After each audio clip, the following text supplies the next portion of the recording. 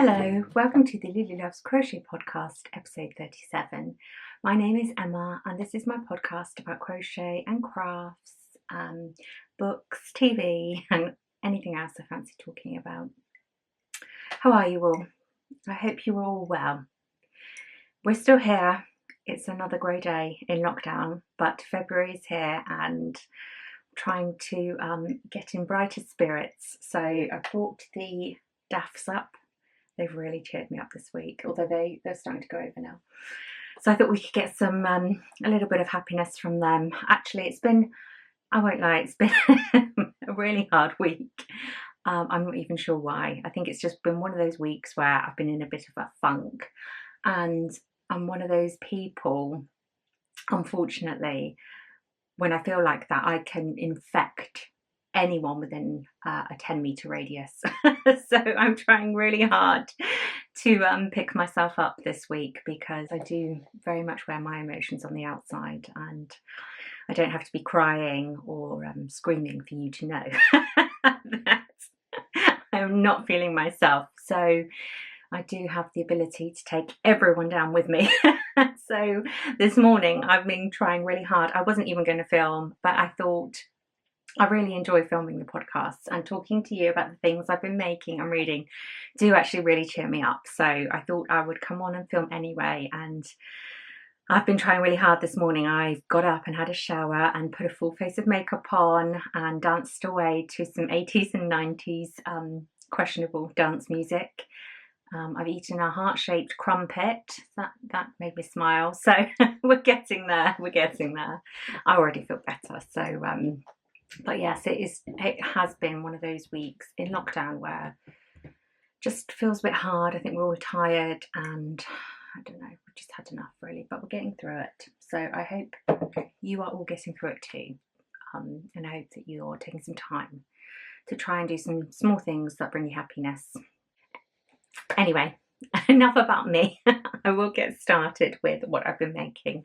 And one thing that has brought me so much joy has been my new Teapot Cozy. Here she is. Oh, hello. Yes, well, would you believe we've got some ends? Anyway, there she is. Did I show this last time? I'm not sure if did I show this last time? I think I was making it last time. Anyway, I finished her.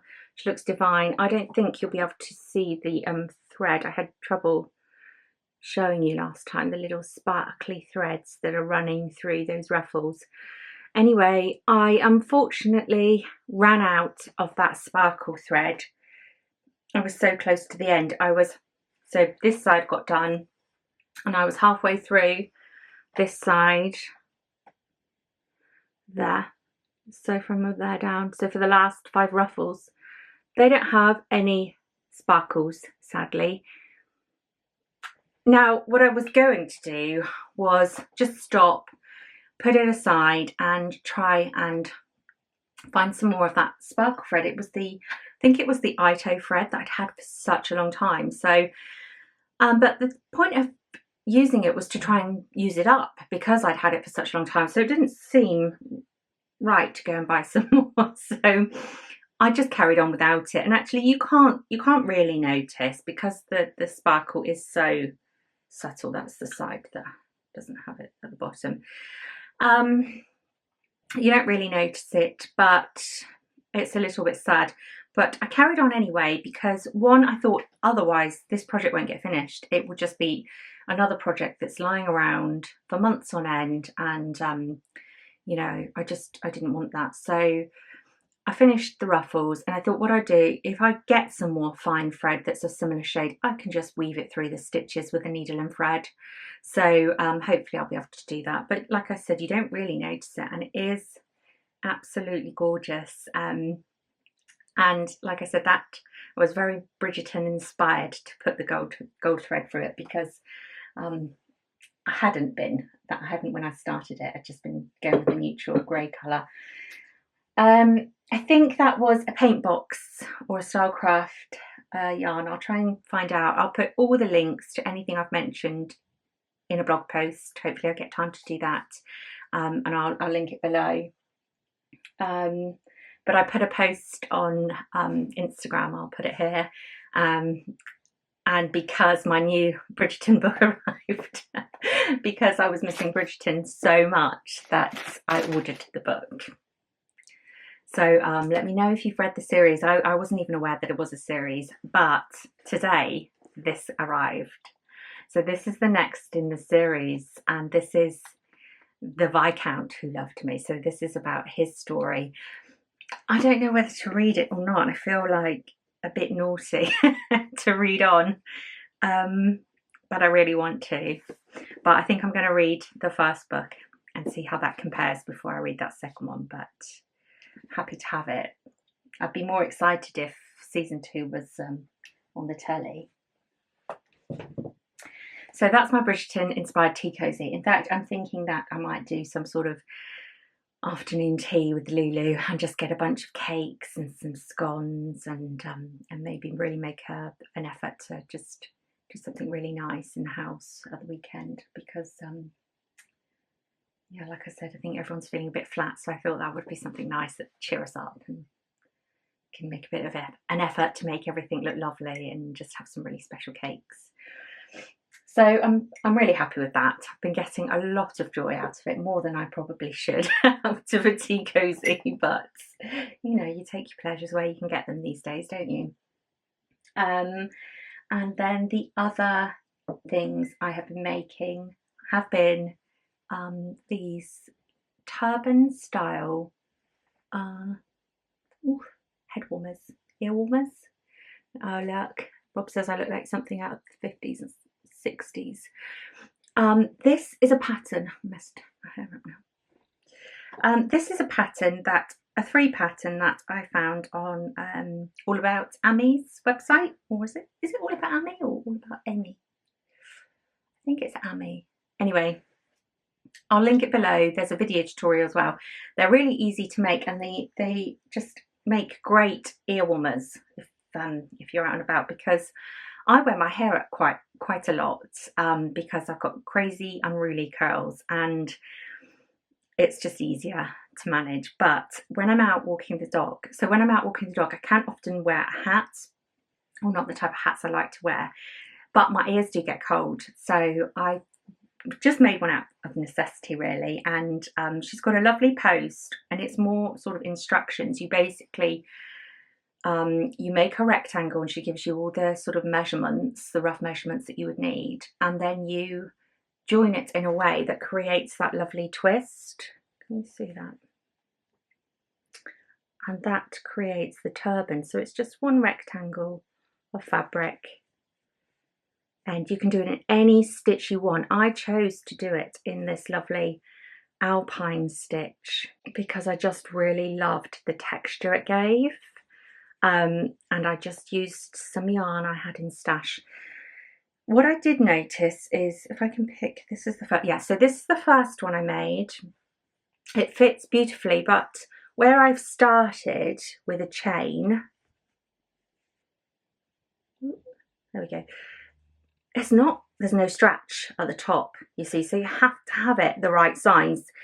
And that can be quite hard, even when you're using tension and a gauge, you know, because you kind of want to be able to sort of stretch it over your head slightly and for it to fit snug.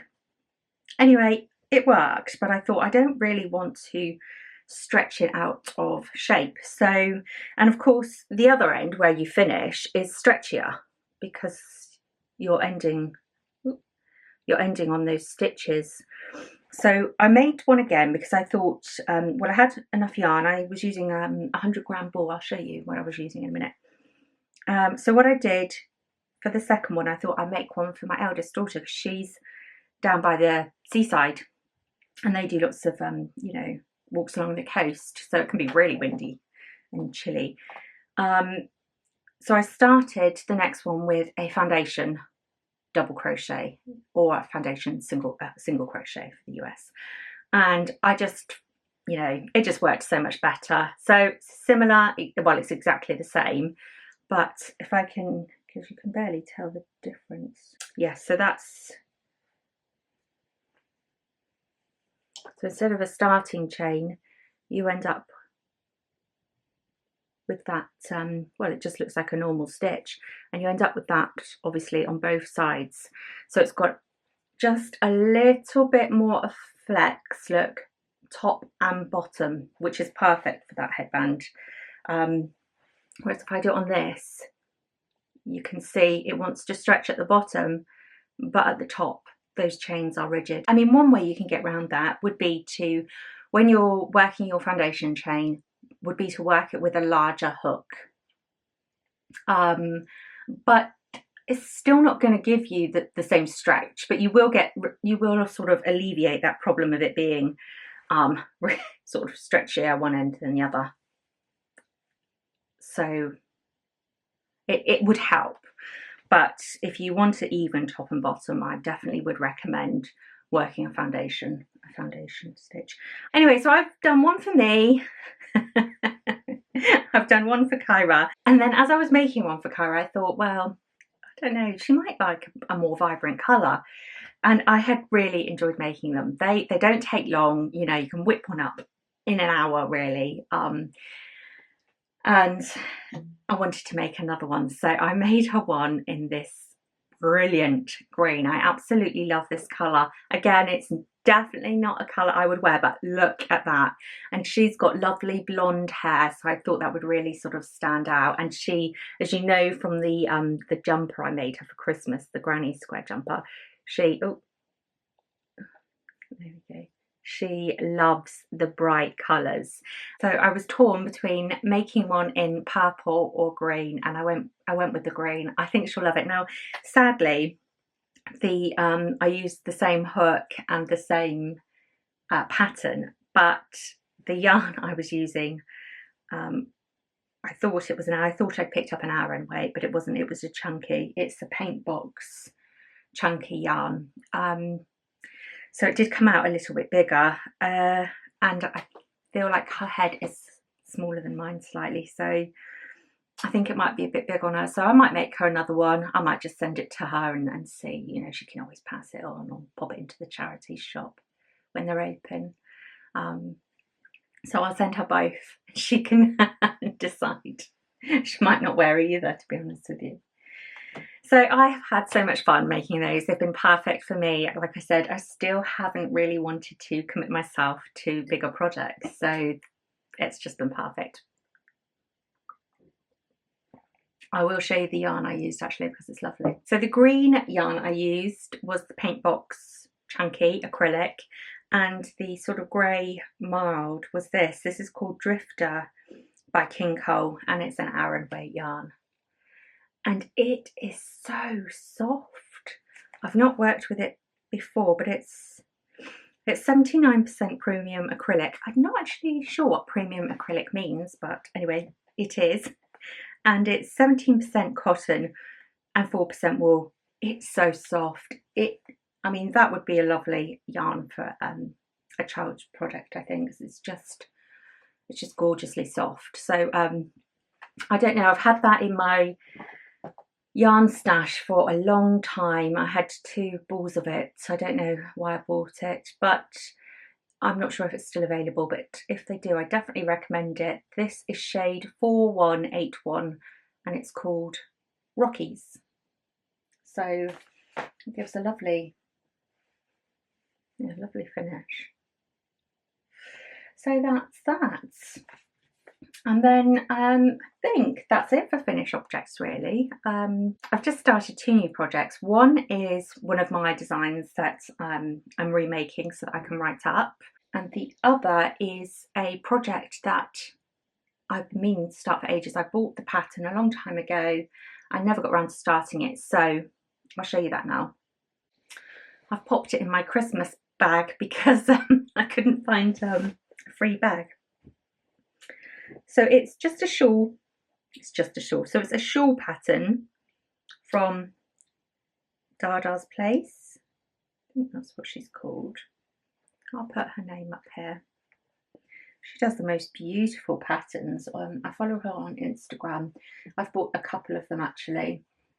Anyway, I bought this one a little while ago now, and I saw Another lady I follow had made it and I just loved it. So it is called the Awana shawl. It's beautiful. There we go. That's what I've got so far. Oh, it's gonna, there we are.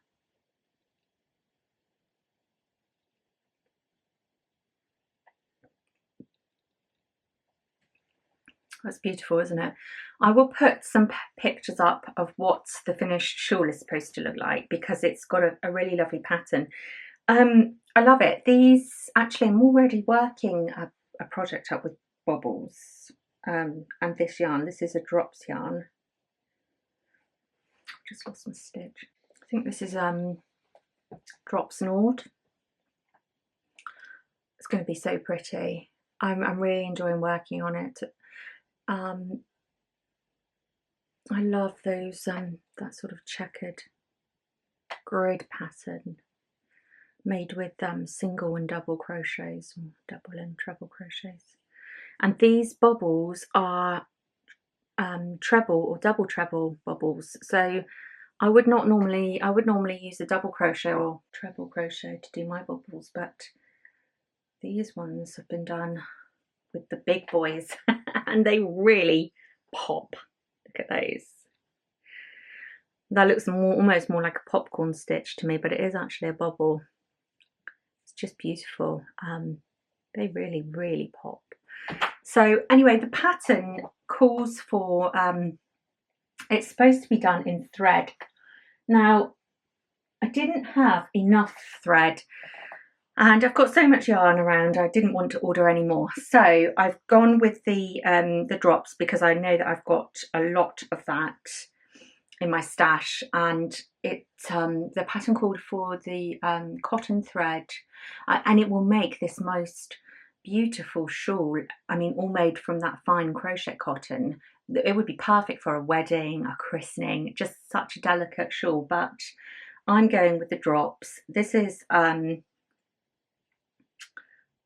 it a fingering weight yarn? I think so. Yes, I think it is, and a 3mm hook, whereas the pattern called for this cotton, I think it was oh, I can't remember, but it was definitely a 2mm hook. I'm not sure I would have enjoyed that anyway, really, but I can see that that would make a really, really beautiful piece. But I feel like, despite this yarn being quite floofy, I still think that's going to make a really, really pretty shawl. So that's my only work in progress at the moment, and I'm going to try hard to just take on one at a time and finish it alongside one of my own projects, so that I've got something to work on for pleasure as well as work project. But yeah, I can't wait to finish that. It's a paid for pattern, so again I will pop the links in the blog post. Pop that back in there before I lose any more stitches. And I think that's all I've got to tell you about for crochet this week. I wish I had more, but I haven't bought any new yarn. I did order a few crafting pieces from Hobbycraft. I'll just show you those quickly. Mostly just so I can do a few craft projects with Lulu. We've got half term coming up, so they get a week off homeschooling, thankfully, and I've managed to take some time off work also.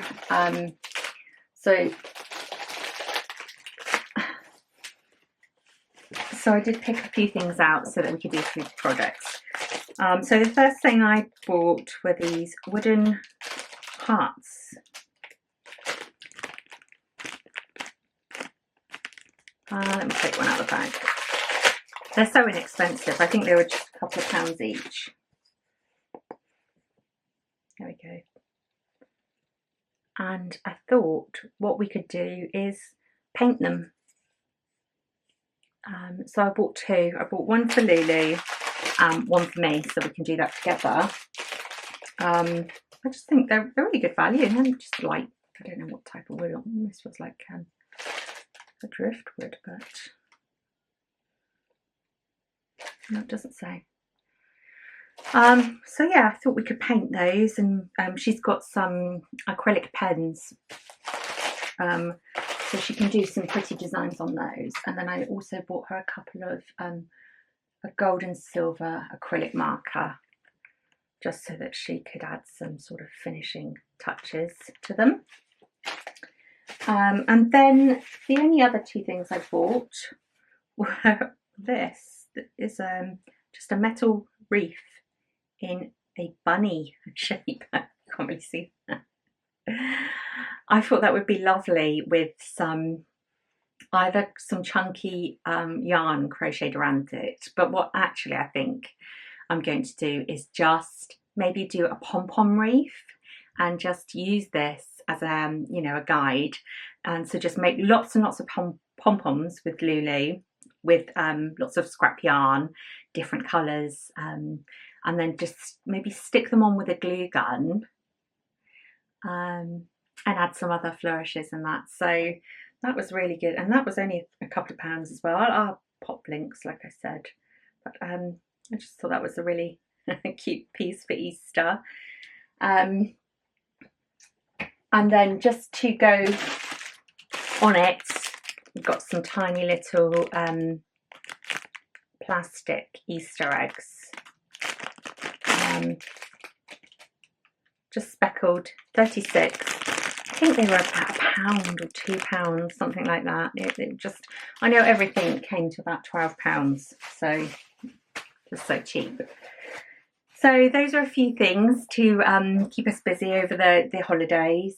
I mean, she mostly just occupies herself now, but actually she's been really into her crochet again. She still hasn't finished her blanket, bless her, but she came down the other day and she said, and she had like a screenshot, and she said, do you have these things? And it was like 2 safety eyes, some poly filler, a 4mm crochet hook,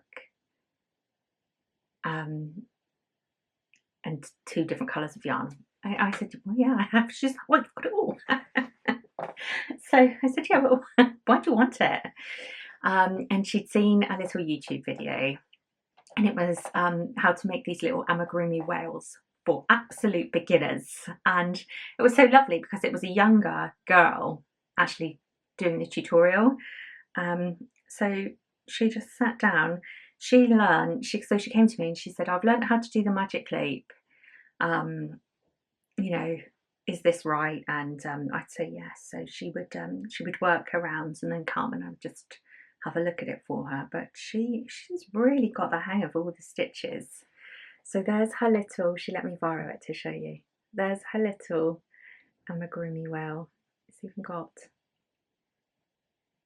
a little tail. Isn't that just so cute?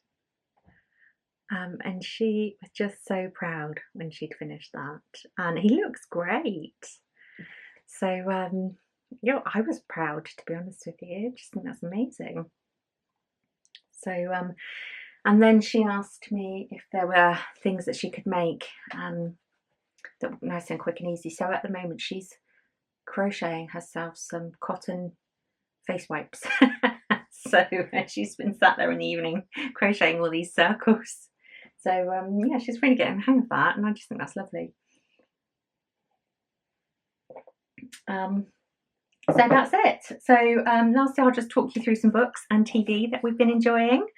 I have been reading, I finished reading, I can't remember what I said, was it Small Pleasures that I was reading last time I podcast? I think it was, and I really enjoyed it. I really enjoyed it. I think I gave it like 4 stars on Goodreads. Anyway, so I've started, I did film, I've been trying to film more, remembering to film more. So I have filmed a vlog and a 12 books I recommend or I want to read for 2021. So I'll put those down below as well. And this is one of the books that was on my 12 to read for 2021. It is Ghosts by Dolly Alderton. I am only on page 77. It's so far it's very easy and very relatable. Definitely if you're over 30 you would relate to some of those scenarios. I'm not pulled into the story yet, but I'm gonna, you know, I think with any books I mostly have to give it 100 pages before I begin to love or hate. So I'm going to keep going with that and see, but I've nothing bad to say about it. It just hasn't really drawn me in. And I think part of the reason is because I picked up this again. This is the Untold Lives of the Women Killed by Jack the Ripper by Hallie Rubenhold. And I bought this, and I think I mentioned it in a podcast a long time ago. I bought this when it was new out, and I'm just really interested by the concept. So basically it's by a lady who has taken the time to really investigate those 5 victims of Jack the Ripper, and what she found is that they had just been labelled almost from day one as prostitutes, when in fact 3 out of the 5 victims, there is no evidence whatsoever to suggest they were prostitutes. Absolutely none. And so she has gone through their lives from birth to the unfortunate circumstances that meant they were so down on their luck that they were in that very poor and rough area of London at the time of the murders, and why they were sleeping rough, which is what she thinks, you know, is her argument, is actually they were just rough sleepers. And it's so fascinating. And so she does each lady by turn. And so many, I've read about Polly and Annie Chapman, and it's so sad because, you know, life in Victorian England was so harsh on women, particularly, you know, if their husbands died or their husbands left them. There just really weren't any options other than the workhouse or to take your chances on the streets. You know, once you were married, you previously married and had children, you know, you were basically considered a fallen woman.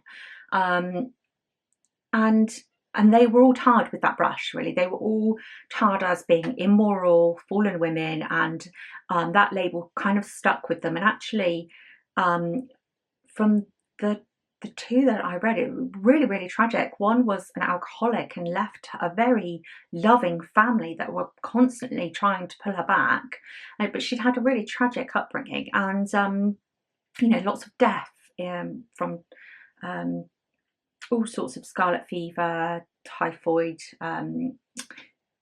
you know, diseases that really killed, and to the point where, you know, I think it was Polly, I think she, out of 6 children, only 2 survived this epidemic.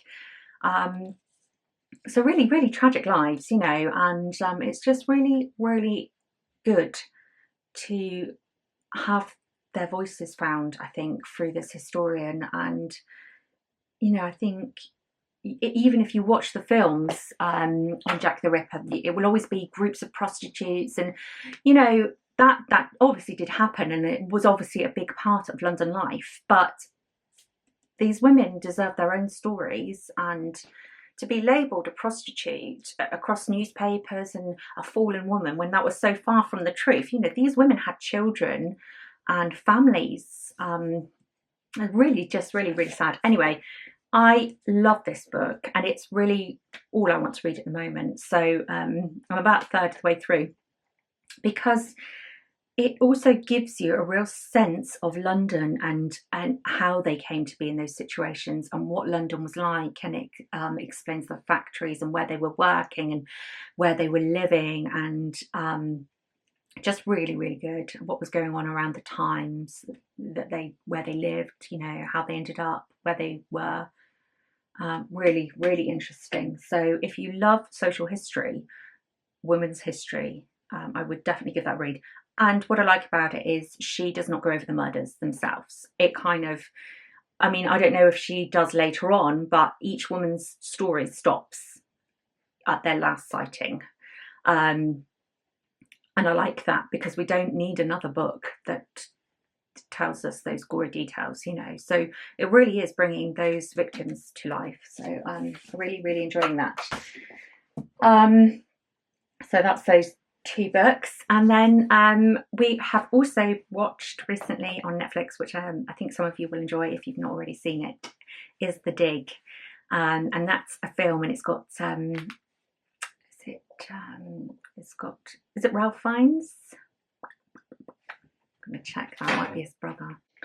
Yes, it's got Ralph Fiennes and Carey Mulligan in, and it's based on the excavation of Sutton Hoo in Suffolk in 1939, just before the war started. And it's a really beautiful film. It's really lovely. Yeah, it's just really nice. So yeah, no, I definitely recommend it.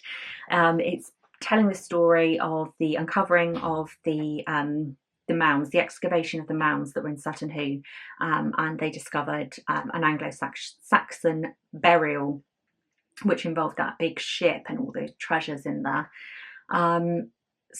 And it was really about this sort of the fight to over who who owns the treasure, who found the treasure, and where the treasure would be stored.